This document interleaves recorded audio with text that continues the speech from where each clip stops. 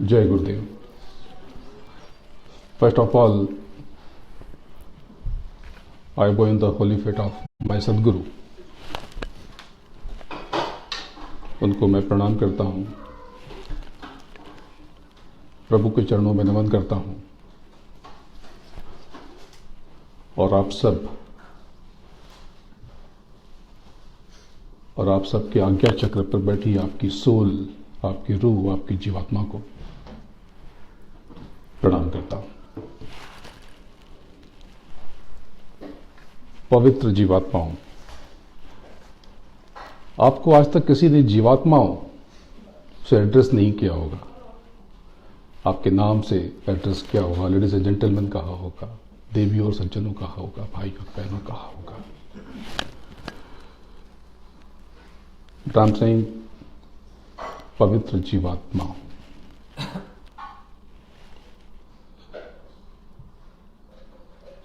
मैं मुंबई से बिलोंग करता हूं, काशी में पैदा हुआ हूं। काशी की एक घटना मुझे याद आती है, एक स्टोरी है। महाशिवरात्रि पर बनारस में काशी विश्वनाथ का अभिषेक एक पर्टिकुलर कम्युनिटी यदुवंशी लोग करते हैं, कृष्ण के वंशज। महाशिवरात्रि के ठीक पहले की रात थी। यदुवंशियों के मोहल्ले, उनकी एरिया में एक अंधेरी जगह पर एक व्यक्ति ढोल बजा रहा था। रात के 12 बजे थे। दिक्कत हुई लोगों को, लोग उसके पास गए, उसको कहा, आर यू क्रेजी? तुम पागल हो गए हो, दीवाने हो? ये रात को 12 बजे तुम ढोल बजा रहे हो और ऐसी जगह पर जहां गुप्त अंधेरा है, जहां शायद कोई नहीं होगा या लोग बहुत गहरी नींद में सो रहे। उसने कहा, यही तो मेरी चिंता है, यहां बहुत ज्यादा अंधेरा है, यहां डार्कनेस इतनी ज्यादा है, इतनी अधिक है, लगता है कि यहां पे लोग बहुत गहरी नींद में सो रहे हैं। अगर मैं सुबह सुबह उन्हें जगाने की कोशिश करूं और समय पर उनकी नींद न खुली तो बहुत देर हो जाएगी और परंपरा टूट जाएगी कि हमारी इस कम्युनिटी के लोग शिव का अभिषेक करते हैं, ये परंपरा टूट जाएगी। इसीलिए मैं थोड़ा पहले से, थोड़ा जल्दी डंका पीट रहा हूं, ढोल बजा रहा हूं कि वो समय रहते जग जाए, समय रहते वो उठ जाए, अन्यथा बहुत देर हो जाएगी। मेरी भी यही चिंता है। मैं भी दुनिया में घूम करके ढोल बजा रहा हूं। मेरी भी यही चिंता है कि अगर समय रहते आप सब न जगे तो बहुत देर हो जाएगी। आज से ठीक 100 साल के बाद में निश्चित तौर पे हम में से कोई नहीं होगा। शायद हमारे बच्चे भी जा चुके होंगे, शायद हमारे ग्रैंडसन भी बूढ़े हो चुके होंगे, उनमें से भी कोई विदा हो चुका होगा। आपको पता है कि जब से ये सृष्टि बनी है तब से आप हो, मैं हूं, ये सारे के सारे लोग हैं, ये सारे कीड़े मकोड़े, ये सारे जीव जंतु, ये मच्छर और मक्खी, जब से ये सृष्टि बनी है, जब से ये नेचर ने ये करिश्मा किया है, तब से हम सब हैं। आप सबको लगता होगा कि मरने के बाद भगवान के पास जाना है। हम सब लिखते हैं कि स्वर्गवासी या ऐसी ही कुछ बात लिखते हैं। आपको पता है कि मरने के बाद कोई भगवान नहीं मिलेगा। अगर परमात्मा का बोध होगा तो वो जीते जी होगा, ये शरीर रहते हुए होगा, नहीं तो कुछ नहीं हो सकता। हमने भी बड़े बड़े कर्तव्य किए हैं। हमने खुद की तरह परमात्मा की कल्पना की है और वैसी तस्वीरें बनाई है, वैसा परमात्मा ढूंढना चाहते हैं। हम ऐसा परमात्मा चाहते हैं जो हमारी सब कुछ जो हम मांगते हैं वो सब कर दे, न वो बोले, न रोके, न टोके, गूंगा हो, कुछ न कहे। हम उसके आगे जो ब्राइब दें, लड्डू का, पेड़ों का, भोग का, प्रसाद का, वो सब हमें वो सब भी लौटा दे और हमारी सारी कामनाएं पूरी करते। हम जब गॉड या परमात्मा का जो कॉन्सेप्ट है हम उसमें जाते हैं तो वहां भी हम बिजनेसमैन बन जाते हैं, वहां पे भी हम लेन देन पे चले आते हैं, वहां पे भी लेने और देने की बात करते हैं। हम ऐसा गॉड चाहते हैं जो हमारी कल्पनाओं का हो, हमारी सोच का हो, हमारे जैसा हो। बहुत से लोग मुझे कहते हैं कि भगवान कैसे मिलेगा, गॉड कैसे मिलेगा, प्रभु कैसे मिलेगा। क्या आपको नहीं लगता कि ये जो लैम्प जल रहा है प्रभु की कृपा से नहीं जल रहा? ये बाहर इतनी मस्त हवा चल रही, इतना हसीन मौसम है। 10 दिन पहले या पिछले हफ्ते फ्राइडे को यहां पर स्नोफॉल हुआ। क्या ये सब परमात्मा नहीं है? हम परमात्मा कैसा चाहते हैं? जो हमारे जैसा हो, जिसके सर हो, जिसके 2 आंख और 2 कान और 2 नाक हो, एक में 2 नाक, या ऐसा कि वो उसके पास एडवांस वेपन्स हो, जैसे पहले के परमात्मा हमने गढ़े, हाथ में तलवार और भाले। सच तो ये कि हम सब परमात्मा में ही हैं, हम सब परमेश्वर में, प्रभु में ही हैं। ये अलग बात है कि हम महसूस नहीं करते क्योंकि हमें टेक्निक पता नहीं। मैं बार बार एक एग्जांपल देता हूं, या आपको स्विमिंग आती है, आप स्विम कर सकते हो, तो क्या डिफरेंस है इन दोनों में? क्या फर्क है इन दोनों में? कोई नहीं। एक ने सीख लिया, दूसरे ने नहीं सीखा। हमने न जीवन जीना सीखा, न मरना सीखा, और मौत से घबराते हैं। मौत के नाम पे हम सब बेचैन हो जाते हैं, जबकि death is very beautiful moment. जिंदगी में ऐसा कोई क्षण ही नहीं है जैसी मृत्यु होती है। अगर हमें मरना आ जाए तो बहुत से बेहतर। इस पूरी जिंदगी में कोई मौका ही नहीं है जब आप एक पुराना शरीर जो कि 70, 80, 100 साल पुराना जीर्ण शीर्ण हो गया, खराब हो गया, कट फट गया, आप उसको उतारते हैं और एक नई बॉडी पहन लेते हैं, एक नया वस्त्र पहन लेते हैं।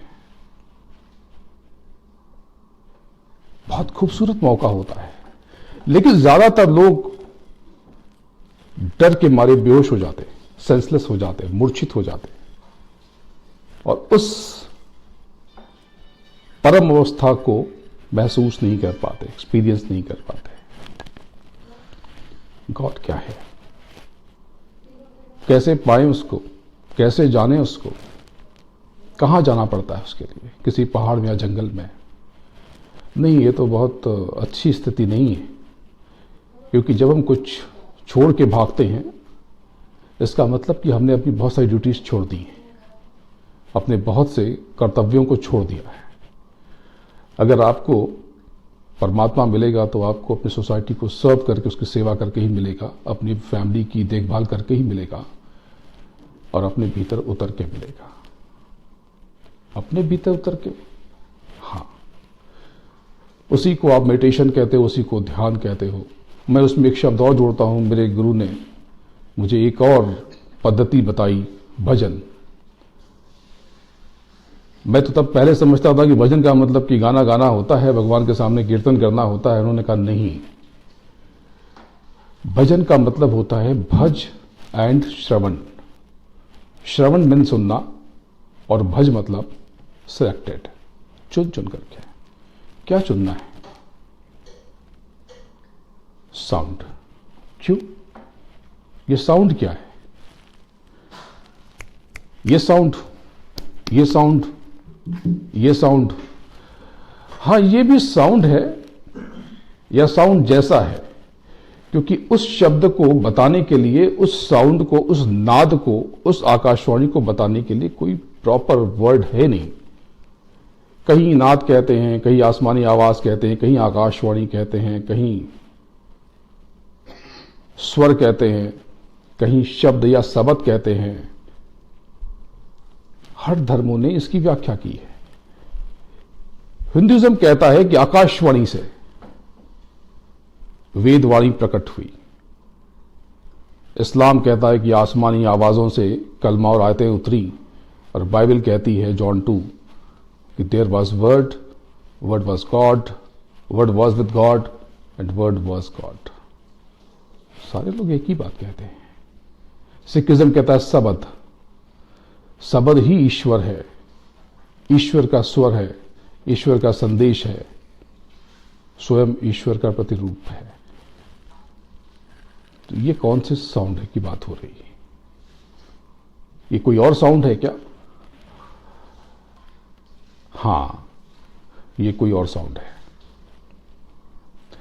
आपको ये पता होगा कि आप you are, all of us are made by 5 elements, जल, पृथ्वी, अग्नि, वायु, आकाश।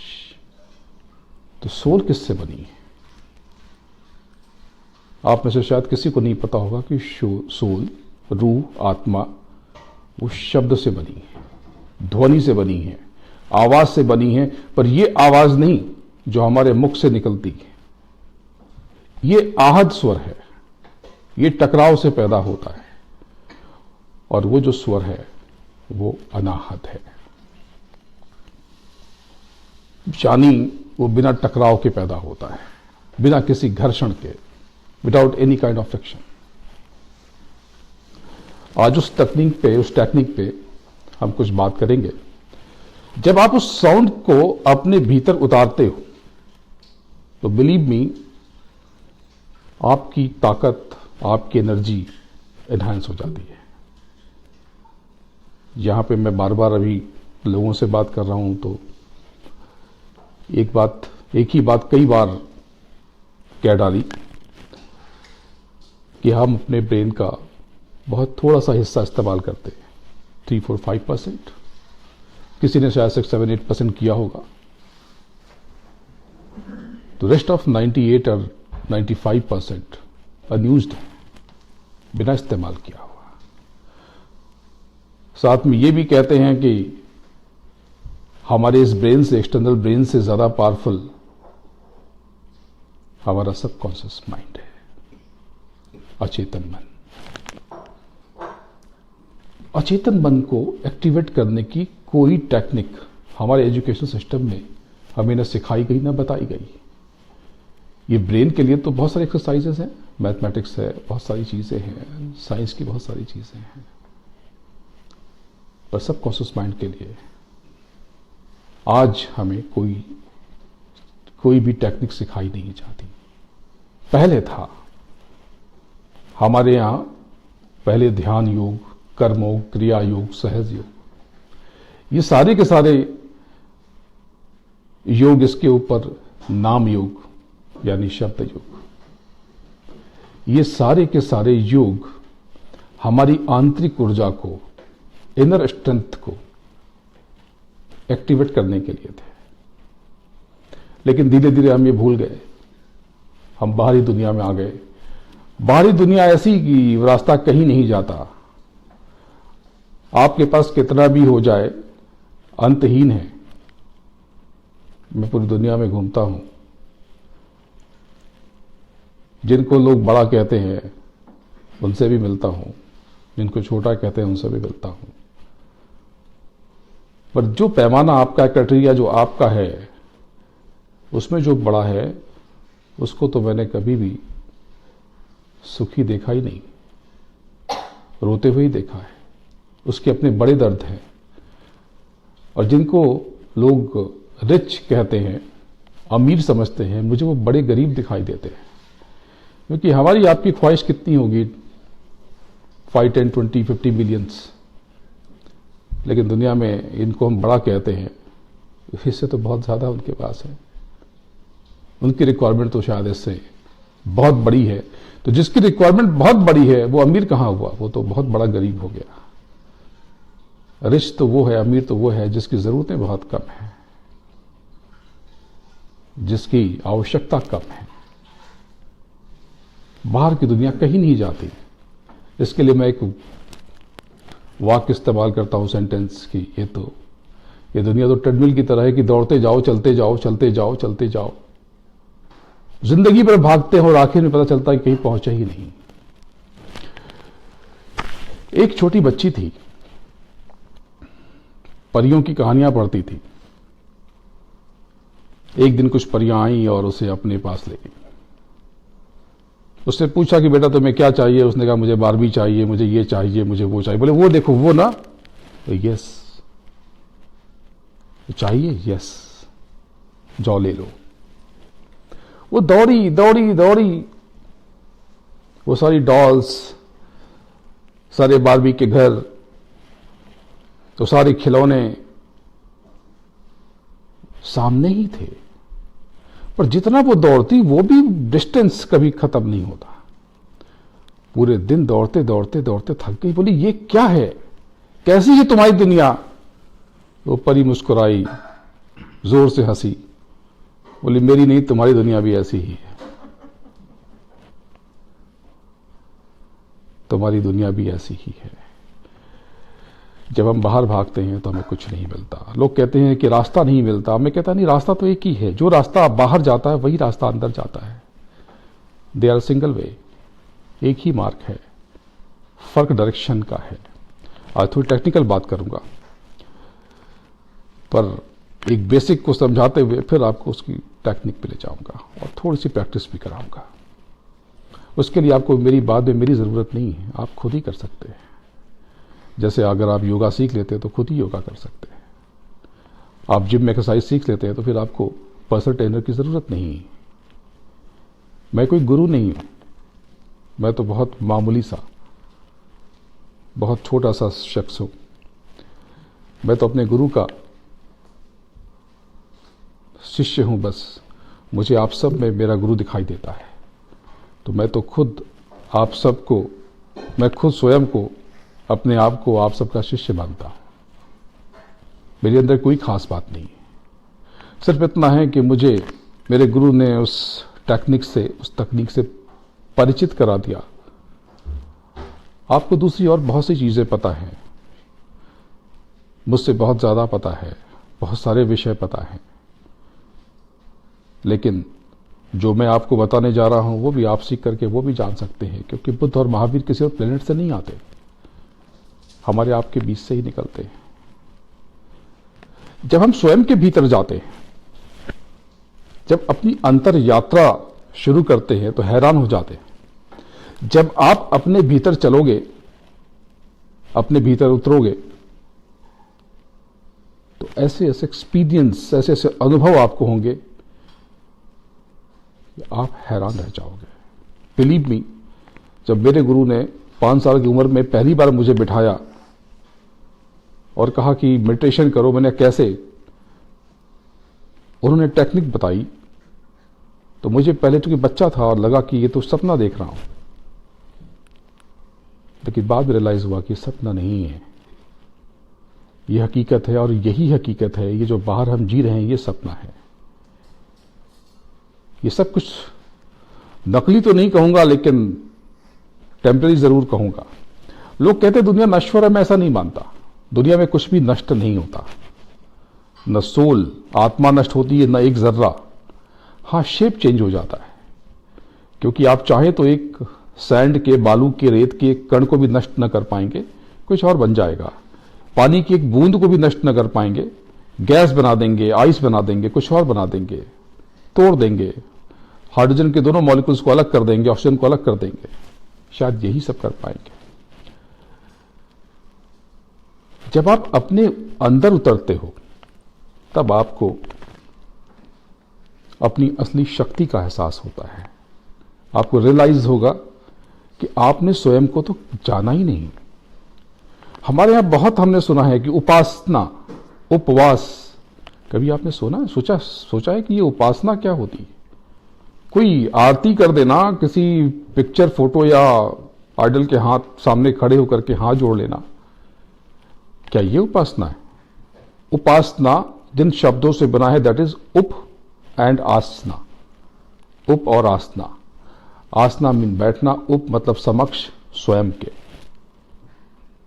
असली जो पूजा है, जो प्रेयर है, वो अपने भीतर जाकर के हो सकती है। बाहर जो हम प्रेयर करते हैं ये प्रैक्टिस है। ये जो बाहर की प्रेयर है ये हमें कैपेबल बनाती है, हमारी पात्रता योग्यता ये इनहैंस करती है, हमारी कैपेसिटी बढ़ाती है। लेकिन जो असली सब कुछ प्राप्त होता है वो अपने भीतर जाकर के, जिसकी टेक्निक पे अभी हम लोग आएंगे। अगर हम उस परमात्मा को अपने ऊपर ढूंढ लें, अपने भीतर ढूंढ लें, अपने अंदर खोज लें, तो इस पे दादू दयाल की बहुत अच्छी पोएट्री है कि गैर माही गुरुदेव मिल्यो पायो हम प्रसाद, मस्तक मेरो कर धरा देखा आगम अगाध, सदगुरु मारे सबद सौ निरख निरख निज ठौर, राम अकेला रह गया कोई और ना आवे और। यानी गैर माही गुरुदेव मिल्यो, यानी गुरु मुझे बिना मांगे मिला, पायो हम प्रसाद, प्रसाद की तरह। क्योंकि अगर मैं गुरु परचेस करता, हायर करता, तो शायद ये जमीन और आसमान भी बेच देता, तो भी गुरु को मैं हायर न कर पाता। गैर माही गुरुदेव मिलो पायो हम प्रसाद, मस्तक मेरो कर धरा, उसने मेरे सर पे हाथ रखा और देखा आगम अगाध, लेकिन छुआ नहीं। फिर हाथ कैसे रखा? उसने अपनी दृष्टि से, अपनी नजर से, अपनी इनर पार से उसने मेरे अंदर के चक्रों को एक्टिवेट कर दिया। और सदगुरु मारे सबद सौ निरख निरख निज ठौर, उसने अपने शब्दों से इतना कुरेदा, इतना मारा कि राम अकेला रह गया कोई और ना आवे और। देखा प्रभु तो मेरे भीतर बैठा था, जिस परमात्मा को मैं बाहर ढूंढ रहा था वो मेरे अंदर था, और जो गुरु वो भी विलीन हो गया, आधा मुझ में आधा परमात्मा में, क्योंकि वो मुझसे ही पैदा हुआ था। बाबा फरीद अरेबियन फिलोसोफर, बहुत बड़े ज्ञानी थे। उनके गुरु ने बचपन से ही अपने गुरु के पास गॉड को, परमात्मा को, अल्लाह को पाने की जुगत में लगे रहे। बहुत छोटे थे, उनकी मां ने उनको चौनी दी। वो कहा बेटा फरीद जाके शक्कर ले आ। बोला कितनी लानी है? बोले पाव किलो लानी है। जब वो चौनी लेकर के बाजार में निकले तो देखा कुछ लोग भूखे बैठे थे। उनको याद आई कि गुरु ने कहा है कि किसी भूखे को देखना तो कुछ खिला देना। उन्होंने उस चौनी से कुछ खाने पीने की चीजें खरीदी और दे दी, घर चले आए। बोले शक्कर? मां ने कहा शक्कर?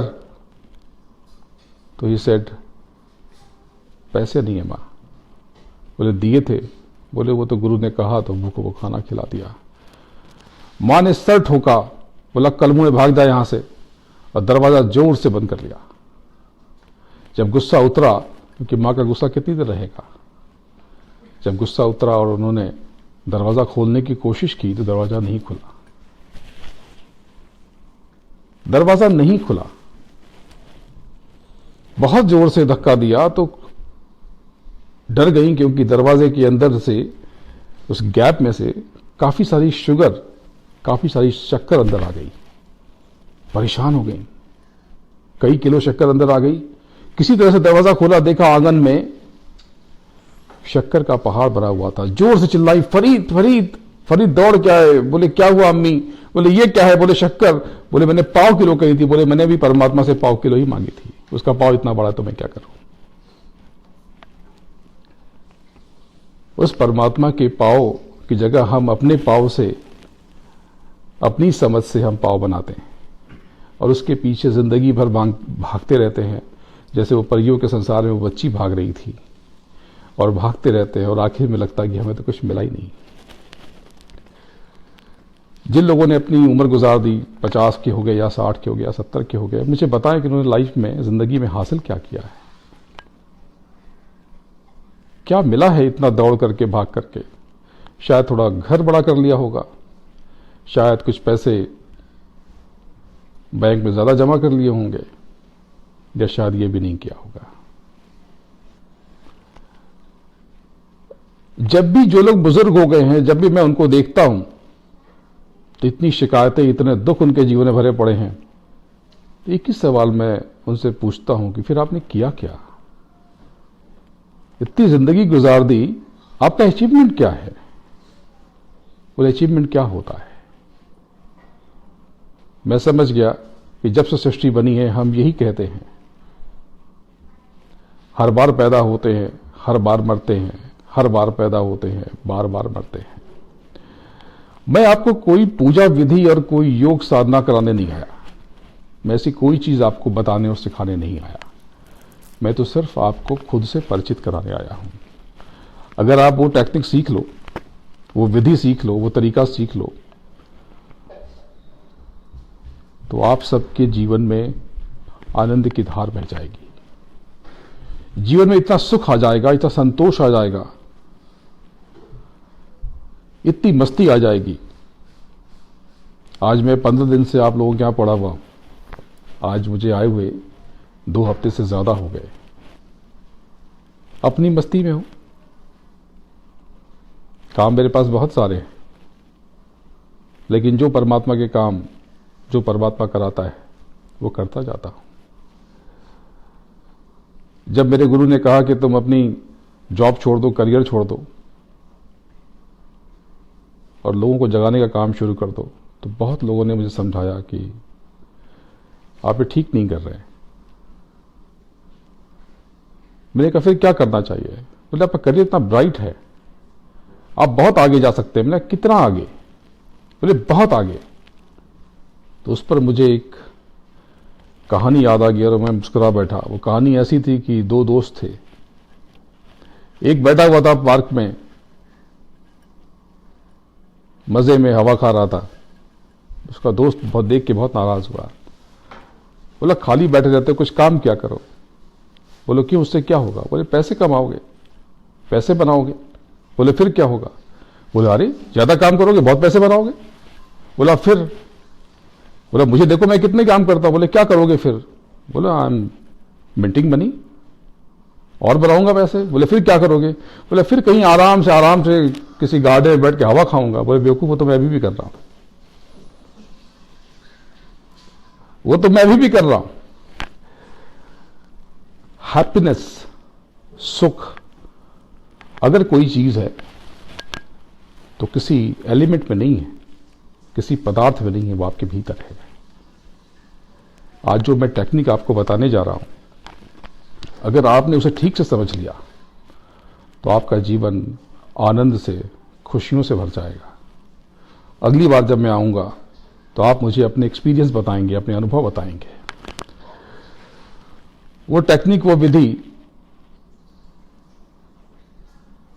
मेडिटेशन की ही है, लेकिन जो आपने मेडिटेशन अभी तक सीखा है या किया है उससे थोड़ा सा ज्यादा है। वो टेक्निक मेडिटेशन के द्वारा, ध्यान के द्वारा साउंड्स को कैच करने की है, शब्दों को पकड़ने की है। कण कण में ईश्वर है, जिनको हिंदू ब्रह्मा विष्णु महेश कहते हैं। उन्हीं की मिथोलॉजी उसे रजस, तमस और सत्य कहती है, यानी सतोगुण, रजोगुण, तमोगुण। और साइंस उसी को तो न्यूट्रॉन, प्रोटॉन, इलेक्ट्रॉन कहती है। कोई डिफरेंस नहीं, नाम का फर्क है केवल। हमारे यहां कहते हैं कण कण में परमात्मा है, साइंस भी तो यही कहती है। ये हमारा तरीका है कि हम किसी चीज को कैसे देखते हैं। आपकी सोल उसी सुपर सोल का पार्ट है, उसी परमात्मा का पार्ट है। हमने बहुत सुना है, बड़ी बड़ी बातें सुनी है कि आत्मा न मरती है, न जन्मती है, अमर है, अजर है, और वो परमात्मा है। मीन वो बड़ी सोल होगी, हम छोटी सी सोल होंगे। तो छोटे छोटे गॉड तो हम भी हुए।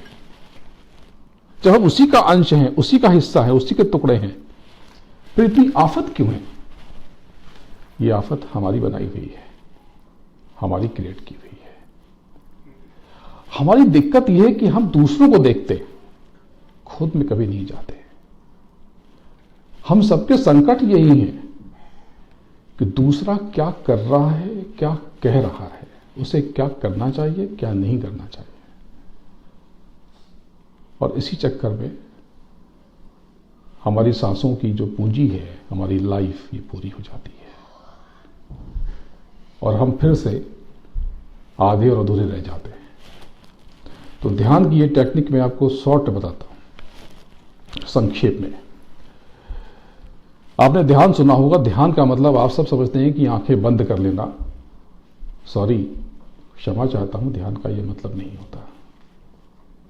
ध्यान का मतलब आंखें बंद करना नहीं, आंखें खोलना है। ध्यान का मतलब सो जाना नहीं, जाग जाना है। हम सब समझते हैं कि आंखें बंद कर लेना, नहीं, खुली आंखों से भी ध्यान हो सकता है। लेकिन शुरू में दिक्कत होगी आपको। जैसे कोई भी लैंग्वेज आपको सीखने के लिए उसके अल्फाबेट पहले सीखने पड़ते हैं, या नहीं भी सीखने पड़ते हैं, या तो आप पैदा हुए आपकी मदर टंग हो तो आप अपने आप सीख जाते हैं। तो ध्यान का मतलब आंखें बंद करना नहीं है, आंखें खोलना है। हां, उस आंख को खोलने के लिए थोड़ा ये बाहर के, उस आंख को खोलने के लिए बाहर की आंख कुछ देर के लिए बंद करनी पड़ती है। लेकिन ज्यादातर लोग ध्यान में सो जाते हैं, मुझे पता है। ज्यादातर लोग उसको रिलैक्सेशन समझते हैं कि नहीं, बहुत आराम हो गया। लोग पावर नैप को ध्यान समझते हैं। ध्यान का मतलब पावर नैप नहीं है। ध्यान का मतलब उस निद्रा से बाहर आना है। और भजन का मतलब ये बाहर की आवाजों को जरा विराम देकर, रोक कर, ये बाहर के कानों को रोक कर अंदर के कान से सुनना। क्या अंदर भी आवाजें हैं? अंदर ऐसी आवाजें हैं कि सिर्फ आप मेरे कहने में मत जाइएगा। आज से आप प्रैक्टिस करना शुरू कीजिए। बहुत जल्दी आप सब उस महाशब्द को, महानाद को फील करना शुरू कर देंगे। और जब तक आपको वो अनुभव होगा या नहीं होगा, एक चीज तो जरूर होगी, आपकी इंटरनल एनर्जी बहुत बढ़ जाएगी और आपके अंदर हैप्पीनेस, खुशी उतरने लगेगी। ये खुशी का पैमाना कुछ और भी है। लाइफ में जो हम भोगते हैं, हम समझते हैं कि किसी ने हमें दुख दिया है। नहीं, कोई हमें दुख नहीं दे सकता। ये हमारा अपना अकाउंट है, ये हमारा अपना खाता है। जो कुछ भी हम भोग रहे हैं वो हमारे अपना ही है। बहुत बचपन में एक गाना सुना था कि वो तेरे प्यार का गम एक बहाना था सनम, मेरी किस्मत ही ऐसी थी जो दिल टूट गया, ये गम न होता तो कोई दूसरा होता, ऐसा ही कुछ था। ये बिल्कुल, इसको मैं ऐसे देखता हूं कि मैं बैंक में जाऊं, मेरी रिक्वायरमेंट 100,000 की है, लेकिन बैंक कहता है कि नहीं, हम आपको 10,000 दे सकते हैं क्योंकि अकाउंट में इतना ही है। हम कहते हैं दे दो। बगल में मेरा दोस्त खड़ा है जिससे मैंने कल ही कहा था कि मुझे 100,000 की जरूरत है, वो 10,000 डिपॉजिट करता है। बैंक उसी नोट को लेता है, काउंट करता है और हमें दे देता है। और हम बहुत अपसेट होते हैं, देखो वो कितना बदमाश है। वो चाहता तो वो 50,000 भी दे सकता था, वो 100,000 भी दे सकता था। क्या ये सोच सही है? नहीं। वो चाहे सिंगल पेनी जमा ना करता, बैंक हमें देता। वो चाहे मिलियंस जमा कर देता तो भी बैंक हमें 10,000 से ज्यादा नहीं देता, क्योंकि हमारी डिपॉजिट ही इतनी थी। हमारे खाते में जो जमा है उससे ज्यादा हमें मिल कैसे सकता है? किसी ने अभी पूछा था कि तो जो लिखा है, और तो वो लिखा है तो क्या उसको बदला जा सकता है? नहीं, जो लिखा है वो किसने लिखा? किसी गॉड ने लिखा? नहीं, ये हमने लिखा। कर्म और भोग दोनों एक दूसरे से जुड़े हुए हैं। कर्म से ही भोग पैदा होता है। यूं समझ लें कि भोग के पैलेस की कॉरिडोर है कर्मा, यानी जो हम स्टेप चलते हैं उसके बाद हम उस पैलेस में पहुंच जाते हैं। जो हम करते हैं वही मिलता है। तो लाइफ में आप प्लांटेशन जरूर करो, गुड कॉज के लिए। अपने लिए तो हर कोई जीता है, यहाँ तक कि चींटियां और कीड़े मकोड़े भी शायद अपनी हेल्प कर लेते होंगे, हम सब भी कर लेते हैं। लेकिन याद रखें कि जो बोएंगे वही काटेंगे, दूसरी कुछ हमें हासिल नहीं होने वाला। तो क्या बोना है ये आप डिसाइड करो, लेकिन जो बोना उसके बाद आप शोर मत मचाना, ये कहां से आ गया, भगवान तूने क्यों ये दिया। भगवान, बहुत से लोग कहते हैं मैंने तो भगवान को मानना बंद कर दिया। अरे न मानो, फर्क क्या पड़ता है, और मान के भी क्या कर लोगे आप। जब आप जानोगे ही नहीं तो मानोगे कैसे। आपको अभी भी ये लग रहा है कि भगवान आपको देता है। भगवान तो हार्डवेयर है ना, सिस्टम है भगवान। परमात्मा कोई और चीज है, और आपने वहां भी लेन देन जोड़ लिया। हमारी बड़ी बुरी आदत है, हम हर जगह लेन देन, बचपन से हमें सिखाया गया है कि कुछ ये तो कोई मन्नत मान लो, तो नहीं वो 1.25 किलो लड्डू चढ़ाने हैं।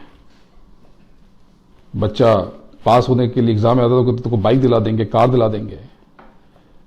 हमने जीवन को लेन देन समझ लिया है। ये ठीक है लेन देन है, पर लेन देन तो जब देन ना होगा तो लेन भी ना होगा। 3 तरह से कर्म होते हैं। आप कहेंगे कि लोग कहते हैं कि मैंने तो किसी का बुरा किया ही नहीं, बुरा किया नहीं। और 3 तरह से वो कर्म होते हैं, वचन से और मन से और काया से। बोला हाँ सोच लेता हूं, मन तो खराब हो ही जाता है ना, मन तो खराब होगा ही, इतने जख्म लगे हैं, इतनी चोट पहुंची है। ये चोट पहुंची, ये पिछले कर्म थे आपके। लेकिन आप मन में उल्टे विचार ला करके, यकीन करो, आप नए खाते खोल रहे हो। अब आप सोच लो कि आपको कैसा खाता खोलना है, पॉजिटिव और नेगेटिव। आपको डेट क्रिएट करना है या डिपॉजिट्स। वचन, बहुत से लोग कहते मेरा मन साफ है, कुछ कह देता हूं, थोड़ा कड़वी बात, कड़वी लगती जरूर है, लेकिन मेरा मन साफ है। ये क्या चीज होती है? आपने दिल दुखा दिया किसी का और आप कहे जा रहे हैं कि मन साफ है। ये तो वही बात हो गई कि लहर कहे कि मैं, समुद्र कहे कि मैं तो क्लीन हूं, पॉइजनस नहीं हूं, ये मेरी लहरें पॉइजनस है। नॉट पॉसिबल, ऐसा नहीं हो सकता। अगर समुद्र पवित्र है तो लहरें भी पवित्र होंगी। हमारा मन वाकई साफ है तो हमारा आचरण भी साफ होगा। और अगर कहीं दिक्कत है तो हमें अभी से सुधार लाना है, क्योंकि नए खाते हमने बहुत खोल लिए। अब इसे स्टॉप करना पड़ेगा, कम से कम डेट क्रिएशन तो रोकना पड़ेगा। ये कर्जा जो हम किए चले जा रहे हैं, क्रेडिट कार्ड स्वाइप करते जाते हैं, बहुत सारे पाप पुण्य क्या होता है, कुछ होता है क्या? कुछ नहीं होता, बस डेबिट और क्रेडिट कार्ड है और क्या। पुण्य मतलब कि आप डिपॉजिट करते हैं, और पाप आप पहले कार्ड स्वाइप करके चले आते हैं, बाद में पे करते हैं। तो ये हम डिसाइड कर लें कि हमें क्या करना है। पहले हम अपनी मर्जी से डिपॉजिट कर लें, या पहले हम विड्रॉ कर लें और बाद में जबरदस्ती हमसे डिपॉजिट कराया जाए विद इंटरेस्ट। तो ये तो एक समझ की बात हुई। अगर हम अपने कर्मों पर नियंत्रण कर लें, बड़ा आसान है। हम कोई पूजा ना करें, कोई प्रार्थना ना करें, सिर्फ कर्म और आचरण पर नियंत्रण करने, जीवन सुख में हो जाएगा। हमें चिंता करना ही छोड़ दें कि दूसरे को क्या करना है। हमारी चिंता इसके इर्द गिर्द आ जाए कि हमें क्या करना है, हमारा जीवन बदल जाएगा। तो ध्यान की 2 टेक्निक है, एक ध्यान और दूसरा भजन। भजन यानी भज और श्रवण, और इसकी तीसरी पद्धति है सुमिरन। तो सुमिरन यानी सुमिरना, यानी याद करना। तो आप अपने अपने तरीके से परमात्मा को याद करते हो। ध्यान, तो मैं आपको ध्यान में बिठाता हूं, बताता हूं कि ध्यान है क्या। हमारे बॉडी में 7 चक्रास हैं, 7 चक्र हैं। मूलाधार, लिंग, नाभि, हृदय, कंठ, आज्ञा और सहस्त्रार।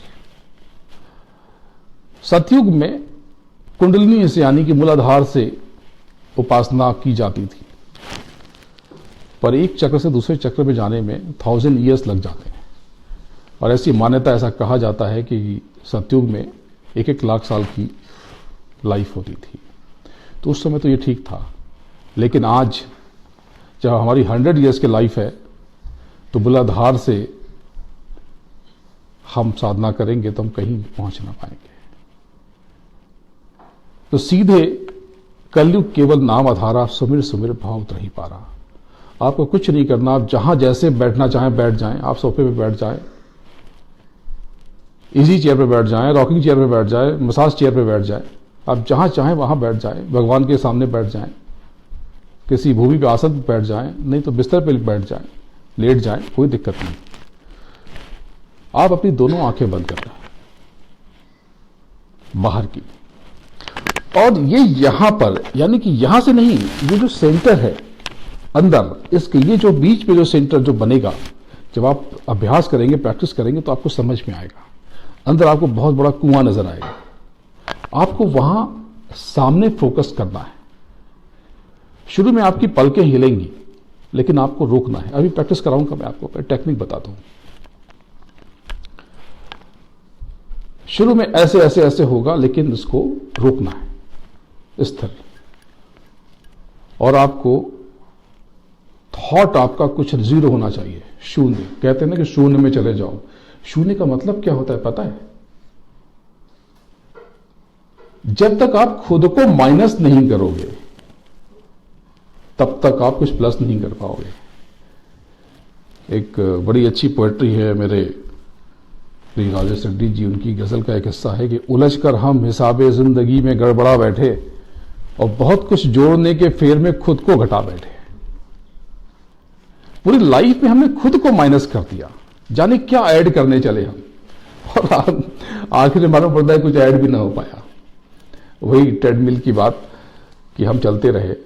एक स्टोरी है कि 4 दोस्तों ने थोड़ा सा कुछ ड्रिंक किया और वे बोटिंग करते, बोट पे बैठे और रात भर बोट चलाते रहे। बोले देखो कहां पहुंचे, तो बोला ये किनारा आता है, चलो किनारा है यहां पर, उतर के देखते हैं। तो उतरा, बोला कि कहीं नहीं गए, तुम वहीं खड़े हैं जहां से चले थे, रस्सी तो वहीं बंधी है। हमने जीवन की रस्सी खोली ही नहीं है, जीवन की डोर, रोप। जब तक हम इसमें से बाहर नहीं निकलेंगे हम कहीं ना पहुंच पाएंगे। तो ध्यान का मतलब देखना, भजन का मतलब सुनना। मैं भी आपको एक्सपीरियंस कराऊंगा। ध्यान का मतलब आप समझते हैं कि सीधा देखना है। हाँ, सीधा देखना, पर कैसे देखना है? आंख बंद करके आपको देखना है तो पहले बबल्स आएंगे, बादल जैसे दिखाई पड़ेंगे। फिर आप इधर उधर देखते हैं, नहीं, आपको दृष्टि रोकनी है, निगाहें रोकनी है। ये जो पलकें जो बाहर झपकती हैं, अंदर भी होता है ऐसा, इसको रोकना है। जस्ट लाइक एकदम स्टिल फॉर्म में। तो शुरू में थोड़ा 25-30 सेकंड रोक पाएंगे, थोड़ा और ज्यादा, फिर और ज्यादा। जितनी आप ज्यादा से ज्यादा रोकने की प्रैक्टिस कर पाएंगे, आप ध्यान में उतरने की तरफ उतनी तेजी से, स्पीड से, गति से आगे बढ़ते चले जाएंगे। और उसके बाद मैं आपको नहीं पूछूंगा, आप खुद ही बताएंगे कि मैं ये एक्सपीरियंस करता हूं। तो थोड़ी प्रैक्टिस करते हैं। तो कैसे देखना, इन दोनों आंखों को रेस्ट देना है आपको, और आंख बंद करके ये देखना है। इसके बाद सुनने की प्रैक्टिस कराऊंगा, फिर आपको चीजें आप जोड़ पाएंगे। तो थोड़ी देर हम आंख बंद करते हैं, 1 मिनट आपको बिठाऊंगा, केवल ज्यादा नहीं बिठाऊंगा। आपको घर जाके ये प्रैक्टिस करनी है और रोज करनी है। जितना ज्यादा टाइम आप दे सकते हैं, 5 मिनट, 10 मिनट्स। आप ऑफिस में हैं, थोड़ा ब्रेक लेते हैं, कुछ सोचते हैं, कुछ म्यूजिक सुनते हैं, या कुछ दूसरा काम करते हैं, या फोन करते हैं, बाद में बात कर लेंगे। फोन को बंद कर लीजिए, साइलेंट कर लीजिए, और 1-2 मिनट आप आंख बंद कर बैठ जाइए। जब आप रेगुलर बेसिस पे करने लगेंगे तो आंख बंद करते ही आपकी थकान खत्म हो जाएगी। ये थकान खत्म हो जाना, ये बाई प्रोडक्ट है, ये असली चीज नहीं है। असली चीज तो मैं आपको बाद में बताऊंगा। इसके काफी आगे के स्टेप्स हैं। तो ये पहला जो अल्फाबेट है, आप आंख बंद करके सीधा देखने की प्रैक्टिस कीजिए। आंख बंद कर लीजिए आप सब लोग। लॉन्ग ब्रीथ, लंबी गहरी सांस ले लीजिए 8-10 बार, और शरीर को सहज छोड़ दीजिए, हल्का।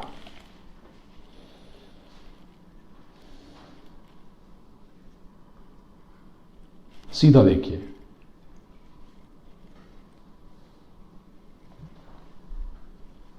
कोई थॉट कोई विचार नहीं होना चाहिए, सिर्फ सामने देखिए।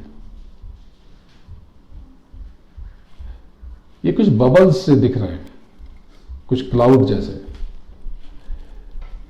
इसके पीछे जब आप जाने की कोशिश करेंगे तो आपको एक ब्लैक सा स्पॉट बीच बीच में कभी कभी नजर आएगा। कभी वो लेफ्ट राइट भी होगा, एक्चुअली वो लेफ्ट राइट हो नहीं रहा, वो तो वहीं पे है। आपको किसी भी तरह से उसी पे नजर रोकनी है।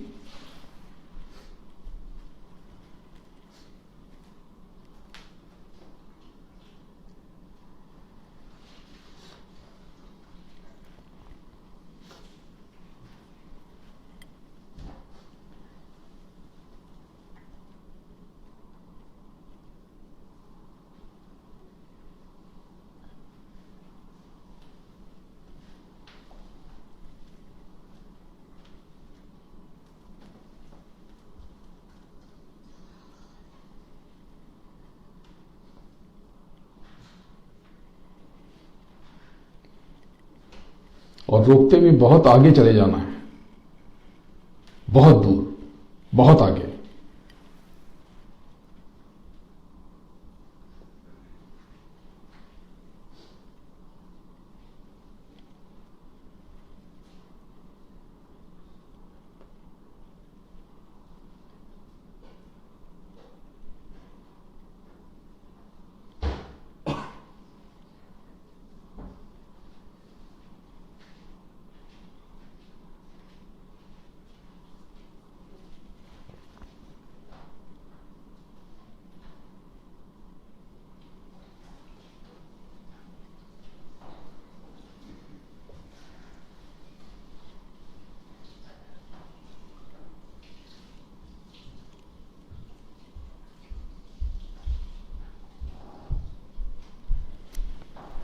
धीरे धीरे बाहर आ जाइए। देखिए, जब आप बहुत आगे जाने की कोशिश करेंगे तो आपको लगेगा कि जैसे किसी टनल में आप जा रहे हो, किसी सुरंग के भीतर। और धीरे धीरे आपको आगे एक स्पॉट दिखेगा, आपको उस पर होल्ड करना है, उस पर ध्यान केंद्रित करना है, उस पर त्राटक करना है। जब आप उसके नज़दीक जाएंगे तो आप हैरान हो जाएंगे कि जितना नज़दीक जाएंगे वो उतने गुना बड़ा होता जा रहा है। और बाद में वो स्पॉट, वो बिंदु जो भी काला दिख रहा है, वो बाद में बहुत धवल, उजला हो जाएगा। और वो बिंदु जो इतना सा दिख रहा है वो विशाल और विराट हो जाएगा। ये आगे के स्टेप्स में बात करेंगे, उसकी और भी टेक्निक है।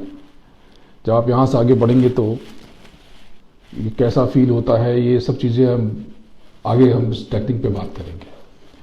लेकिन फिलहाल आप 2-4-6 महीने आपको ऐसे ही प्रैक्टिस करनी है। जब आप रेगुलर बेसिस प्रैक्टिस करेंगे तो इसमें कुछ चीज़ें आपको याद रखनी है कि ये देखिए, ये आपकी ये 4 उंगलियां और एक अंगूठा है।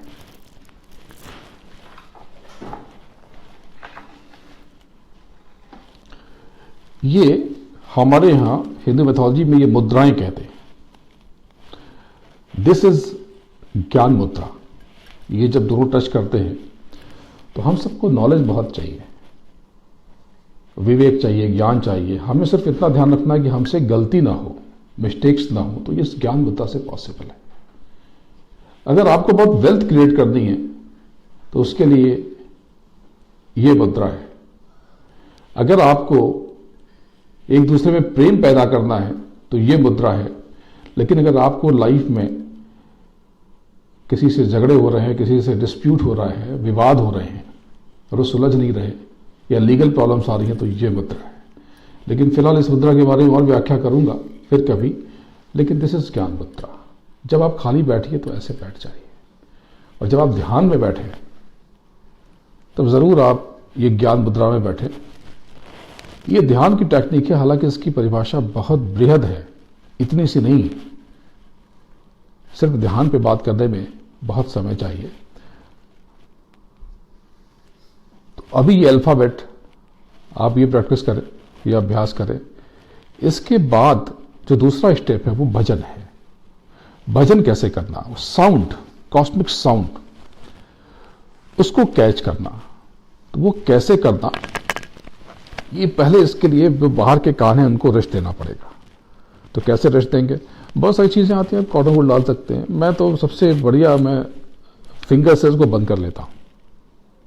आप जिसमें सहज हो, शुरू में आपको ये बंद करने की जरूरत पड़ेगी, लेकिन बाद में आप इस कान को खुले रहते हुए भी वो कॉस्मिक साउंड कैच कर सकते हैं, सुन सकते हैं। अगर राम ने कुछ कहा, बुद्ध ने कुछ कहा होगा, महावीर ने कुछ कहा होगा, नानक और पलटू मोहम्मद साहब ने कुछ कहा होगा, तो आप हैरान हो जाएंगे कि वो सारे के सारे शब्द आकाश में हैं और आप जाकर के उसे सुन सकते हैं। बिलीव नहीं होता ना? आप ट्रेवल कर सकते हैं, आप लाइट ईयर ट्रेवल कर सकते हैं उस साउंड को पकड़ करके। जब कभी भी आपने कान बंद किया होगा किसी भी वजह से, तो आपको एक इको साउंड आई होगी। What is that echo? आप गौर से सुनिएगा, वो गुंजन है। कैसा गुंजन है? कहते हैं सन्नाटा है। सन्नाटों की ही आवाज होती है, शोर तो गूंगे होते हैं। तो वो जो साउंड है उसको आपको सुनना है, और उसमें क्या क्या किस चीज के साउंड है। एग्जाम्पल देता हूं, आप गौर से भी सुनिएगा तो आपको लगेगा जैसे घर की घंटियां बजाते हैं आप। हिंदुओं में जो पूजा होती है तो घंटियां बहुत हर जगह बजाते हैं। उस तरह के कुछ साउंड्स आपको सुनाई पड़ेंगे। आप कोरिलेट कर पाएंगे, कनेक्ट हो पाएंगे, समझ पाएंगे। उसके बाद वो जो साउंड है वो घंटी की जगह घंटा बन जाएगा, और कुछ कुछ वो शंख जैसी आवाजें आपको सुनाई पड़ेंगी। फिर तो बहुत तरह की आवाज, आपको वो आवाज अलग अलग करनी है। तो कैसे? थोड़ा अभ्यास करते हैं, प्रैक्टिस करते हैं। कैसे करना?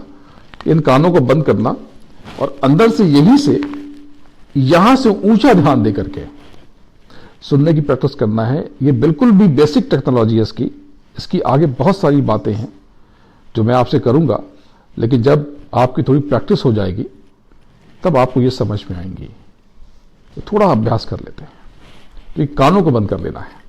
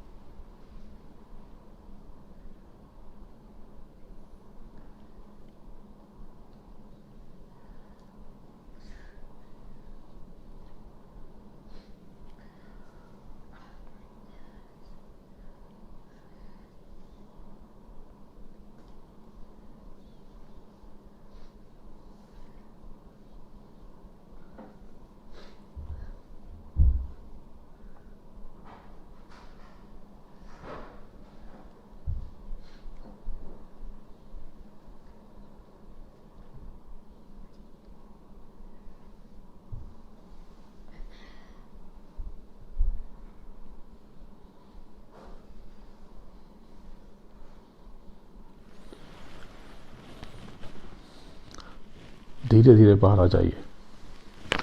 देखिए, ये जो जब आप बाहर के कानों को बंद करते हैं तो अंदर जो एक बहुत गूंजता हुआ कुछ आपको, आप में से 3-4 लोगों को बहुत ज्यादा गुंजन सुनाई पड़ा, जिसमें 2-3 लोग ध्यान में भी काफी सहज थे और ऐसे ध्यान वो लोग करते हैं। 3 लोगों ने बहुत अच्छी तरीके से ध्यान को समझ लिया, क्योंकि उनके लिए ध्यान नया नहीं था। ये जो आपने भजन की क्रिया है, ये अंदर आपको बहुत सारी आवाजें, एक शोर सुनाई पड़ रहा है। आप थोड़ी देर और बैठेंगे तो घबराहट होगी, पहले शुरू में मुश्किल होगा बैठना, लेकिन आप कम से कम 5 मिनट आप जरूर बैठिएगा और धीरे धीरे इसे बढ़ाते जाइए। जब आप ऊंचा ध्यान करके चलने की कोशिश करेंगे, ऊपर की तरफ बहेंगे, उड़ेंगे, तो आप हैरान हो जाएंगे कि आपको पता चलेगा कि आप ऊपर से साउंड वेव्स बही चली आ रही हैं आपकी तरफ है बस, और आपको ऐसा महसूस होगा कि आप उसके सेंटर में हो। वो सैलाब बहा चला आ रहा, वो प्रपात बहुत फोर्स के साथ में। जब आप उस साउंड को फील करोगे तो आपको लगेगा ये साउंड तो थिक सा है, आप इसे टच कर सकते हो, बहुत सूदिंग है, ये बड़ा दिलकश है, नशा है उसमें। जब आप इसमें बैठना शुरू करेंगे तो जो भी ड्रिंक करता है उसको शराब का नशा बेकार लगेगा, इतना आनंद है उसमें। और धीरे धीरे धीरे धीरे जब आप चढ़ना शुरू करेंगे तो फिर मैं आपको क्या बताऊंगा, आप मुझे खुद बताएंगे कि मैं ये फील करता हूं, मैं ये देखता हूं। आप अपनी इनर स्ट्रेंथ को एनहांस कर पाएंगे, आप इतना कुछ कर पाएंगे कि आप सोच भी नहीं सकते। मैं हमेशा कहता हूं और जानता भी हूं कि अगर आप स्विम कर सकते तो आप फ्लाई भी कर सकते हैं। हनुमान ने किया था, योगी करते हैं हमारे यहां। आप नहीं कर पाते क्योंकि आपको नहीं पता है। आप सीख लेंगे, जैसे इसमें कुछ बच्चे स्पेनिश भी बोल लेते हैं, किसी को फ्रेंच भी आती है, लेकिन जिसको नहीं आती है उसको कुछ समझ में नहीं आएगा। जिसको आती है उसकी खास बात क्या है कि उसने सीखा है, और जिसको नहीं आती उसकी कमी क्या है कि उसने नहीं सीखा। तो ये ध्यान और भजन, इसका लास्ट पार्ट है सुमिरन। तो सुमिरन यानी स्मरण। तो भगवान का नाम, जो जो नाम आपके पास है, मेरे गुरु ने मुझे नाम दिया जय गुरुदेव, तो उन्हें कहा कि देखो ये जय जो है, ये इससे विक्ट्री, जीत मिलती, और गुरु यानी कि ग्रेविटेशनल फोर्स, और देव तो परमात्मा बोलेगी। इसको बार बार स्मरण करने से, जय गुरुदेव कहने से आप लाइफ में सारी वेल्थ, हैप्पीनेस, सब कुछ पा सकते हो। तो सुमिरन में जो भी आपके पास अपने नाम हैं, भगवान के नाम आप सब लेते हैं किसी किसी फॉर्म में, आप लेते रहें। और ये जय गुरुदेव तो हमारे यहाँ कहते हैं जय जय जय हनुमान गोसाई, कृपा करो गुरुदेव की नाई, भगवान का नाम है। तो ये 3 फैसेट हैं, 3 पहलू हैं। अगली बार जब आपसे मैं मिलूंगा तो इसकी बहुत बारीक चर्चा करूंगा। मैं आपको टेक्निकल चीजें, ब्रह्मा विष्णु महेश, जिसको इलेक्ट्रॉन प्रोटॉन न्यूट्रॉन मैंने कहा, इसकी और आगे साइंटिफिक डेफिनेशन मैं आपको बताऊंगा, क्योंकि 9 बजे तक हमें कंप्लीट करना था और हम 9 से ज्यादा हो चुके हैं।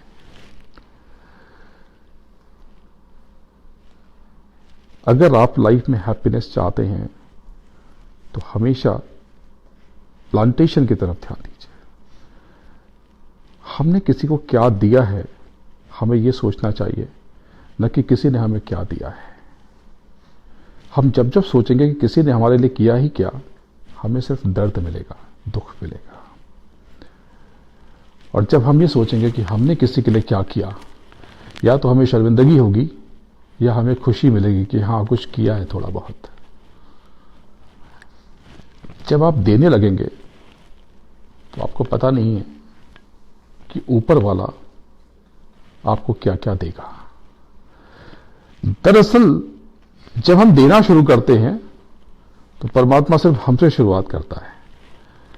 हिंदू मैथोलॉजी में शांति मंत्र पढ़ते हैं, ओम दहु शांति गुं अंतरिक्षम शांति पृथ्वी ही शांति रापः शांति रोषधयः शांतिर। ये क्या है क्या ये कि सबकी शांति हो, जमीन की शांति, आसमान की शांति, वनस्पति की शांति, पानी की शांति, हवा की शांति, समस्त देवी देवताओं की शांति, समस्त मनुष्यों की शांति। मेरी शांति कहां? यही तो सूत्र है।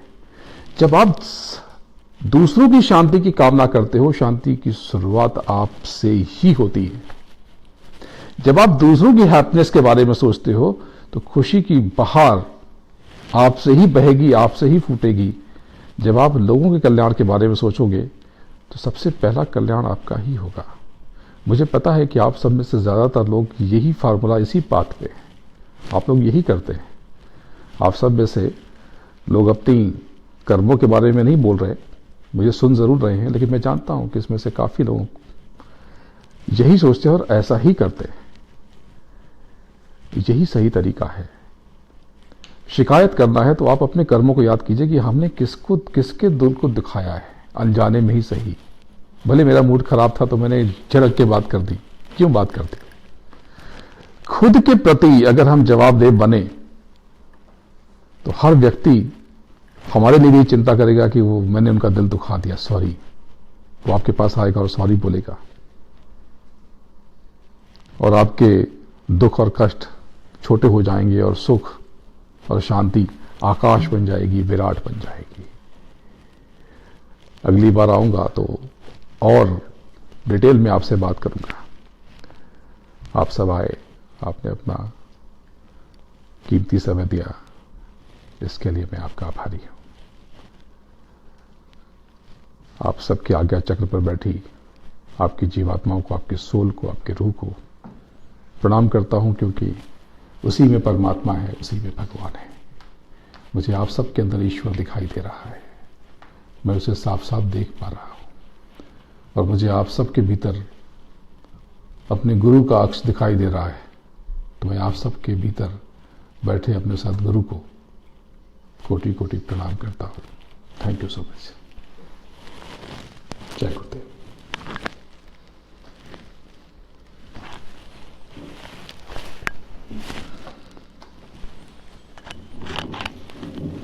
So I didn't get a chance to introduce Swamiji because he started before I could make an introduction. So I won't make an introduction. But he does hail from Varanasi, which is one of the holy cities in India. This is where we as a family, have come from. So we have a lot of love for Varanasi. So. He's graduated also from Banaras Hindu University in his days, and he's moved to Mumbai, where he resides now. But he's travels throughout the world, giving discourses such as this. He's very active on Facebook, and that's what we're live streaming today to many of his followers throughout the world. But I think that we're going to try to see if we can come back in March. And perhaps is a scholar in numerology, astrology, amongst many other things. And even the basic things that I've learned, relatively, the unique thing is that we all can do a lot of these things. So there's nothing necessarily magical or nothing that is not within our reach to be able to learn some of these basic things. And he's happy to talk with many of you here today. If anybody wants to discuss anything that they have, or they want to meet him later on, most welcome to. So we want to appreciate him spending his time. He spent so far 2 weeks with us, and he's going to be leaving on Sunday, and we're going to be missing him dearly, but hopefully he'll be back soon again in March. He actually, I want to say, he came basically for the kid's birthday and traveled 10,000 miles just to come celebrate Madhav and Mansi's birthday.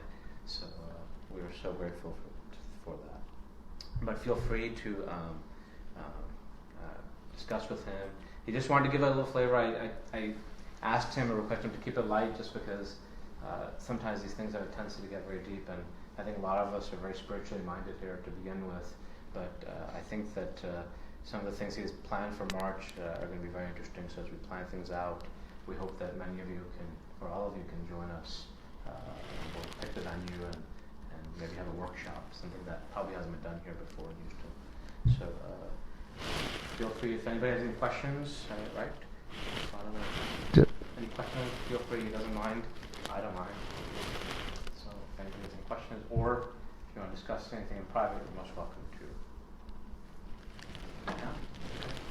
Thank you everybody for coming. We appreciate you all coming on a Friday evening from late day of work and spending time with us. So thank you for coming.